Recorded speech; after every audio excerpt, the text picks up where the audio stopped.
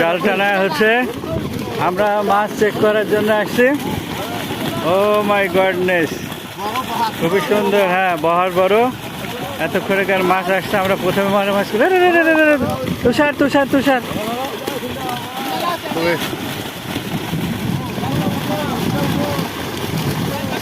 খুবই সুন্দর মাছ।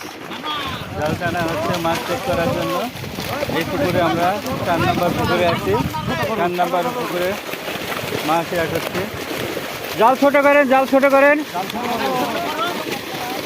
ছোট করেন, জাল ছোট করেন, জাল ছোট। হ্যাঁ